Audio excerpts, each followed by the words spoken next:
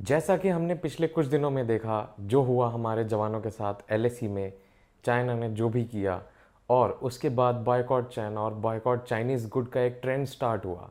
इसी को मद्देनज़र रखते हुए गवर्नमेंट ने भी हमारे 59 चाइनीज़ ऐप्स को बैन कर दिया। बैन करने की जो वजह दी है वो दी है प्राइवेसी इशू। उनको 22 जुलाई तक का टाइम भी दिया है 79 क्वेश्चंस के साथ कि अगर वो इन क्वेश्चंस का जवाब नहीं दे पाएंगे और रिवर्ट नहीं करेंगे 22 जुलाई तक, तो ये बैन परमानेंट हो जाएगा इंडिया में। मेरा नाम है Devraj Roy and welcome to my channel techy Roy. इस वीडियो में मैं आपके लिए कुछ डेटा लेकर आया हूँ जो आपके लिए जानना बहुत ज़रूरी है अगर आप कोई भी चाइनीज़ मोबाइल यूज़ करते हैं या फ्यूचर में यूज़ करना चाहते हैं या लेने का सोच रहे हैं। तो आइए इस वीडियो की शुरुआत करते हैं।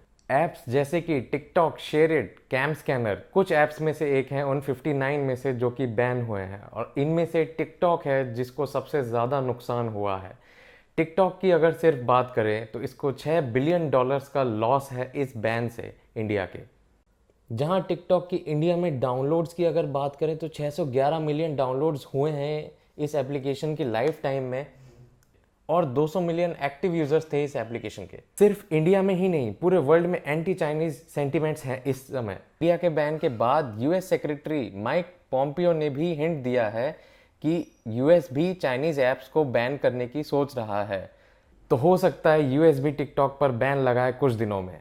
बाइट डांस, जो कि टिकटॉक की पेरेंट कंपनी है, वो अपने चाइनीज रूट्स को हटाने की कोशिश में लगी हुई है, जिसका बेस ऑफ ऑपरेशंस है अभी बीजिंग। अपना हेडक्वार्टर्स वो चाइना से शिफ्ट करने का प्लान कर रही है। और इन सभी चीज़ों के चलते एक और इंटरेस्टिंग चीज़ हमारे पास सामने आई है, वो है टिकटॉक प्रो ऐप।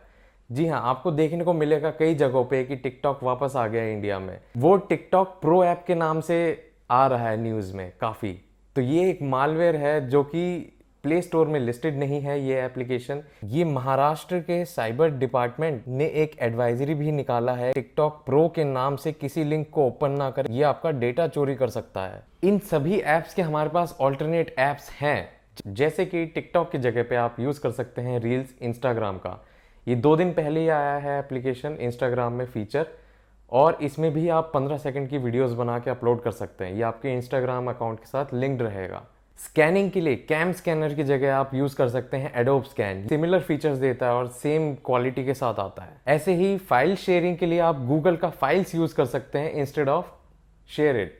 ऐप्स के तो ऑल्टरनेटिव्स हैं हमारे पास, क्या चाइनीज प्रोडक्ट्स के ऑल्टरनेटिव्स हैं? मोबाइल फ़ोन्स की ही बात करें तो इंडिया में अराउंड 70% लोग चाइनीज़ फ़ोन्स यूज़ करते हैं, जिसमें से सबसे ज़्यादा मेजर रोल प्ले करता है Xiaomi, OnePlus, Oppo, Realme. इन चाइनीज़ स्मार्टफोन्स कंपनीज पर भी कई बार डेटा स्टीलिंग का फ्लॉ आया है। तो एक साइबर सिक्योरिटी रिसर्चर ने यहाँ पे रिसर्च करी थी Redmi Note 8 पर। उसने कुछ डिटेल्स फाइंड आउट करी है। जब उसने ब्राउजर चलाया तो उसने दिखाया है कि डिफॉल्ट ब्राउजर की चीजें वो देख रहा है और वो रिकॉर्ड कर रहा है। जो भी उसने सर्च किया था वो सारी रिकॉर्डिंग कर रहा है वो, और वो ये भी रिकॉर्ड कर रहा है कि कौन कौन से फोल्डर्स फोन में ओपन हुए हैं, कौन से स्क्रीन ब्राउज करी है, कौन सी स्क्रीन से आया है, स्टेटस बार, सारी सेटिंग्स वगैरह, ये सब ट्रैक होके डेटा जा रहा है रिमोट सर्वर में सिंगापुर और रशिया में, जिनके डोमेन्स रजिस्टर्ड है बीजिंग में। तो ये काफी हैरान करने वाला न्यूज था उस टाइम पे, और ये फोर्ब्स मैगजीन में आया था। Xiaomi का कहना था कि हम ये एनालिटिक्स के लिए डेटा लेते हैं कि क्या यूजर बिहेवियर रहता है। सेंसर एनालिटिक्स करके एक कंपनी है जिसके पास डेटा जाता था सारा बिहेवियरल एनालिटिक्स के लिए। रही बात OnePlus की, OnePlus का भी एक न्यूज सामने आया था 2017 में कि OnePlus डेटा कलेक्ट कर रहा है यूजर का और अपने सर्वर्स में ट्रांसमिट कर रहा है। एक सिक्योरिटी रिसर्चर ने ये रिसर्च किया था जनवरी में। OnePlus कलेक्ट कर रहा है फोन का IMEI number, phone number, mobile network names, identification, ऐसा डेटा सेंड कर रहा है जो पर्सनल डेटा को आइडेंटिफाई करता है।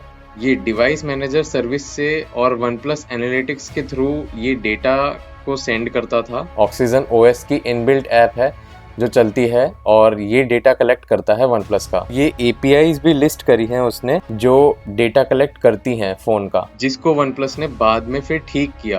लास्ट ईयर 2019 में भी OnePlus को सिक्योरिटी ब्रीच के लिए फिर बोला गया कि उसके wallpaper application shot on OnePlus gallery की API में ईमेल ID और सेंसिटिव डेटा एक्सेसिबल होने लगी। उसके बाद फिर OnePlus का कोई अपडेट नहीं आया। तो आप सभी सोचिए इस बार कि नया फ़ोन लेना बिना सोचे समझे कितना गलत हो सकता है हमारे लिए। हमने ऐप्स बैन करके बस मूवमेंट की स्टार्टिंग करी है। इसमें हमें गवर्नमेंट का साथ देना है और आगे बढ़ना है।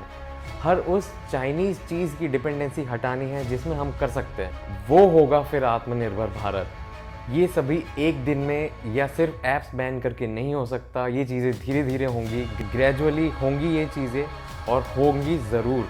तो इस वीडियो के लिए इतना ही। Think before you buy next time. Till then, stay safe, keep watching for interesting videos. जय हिंद।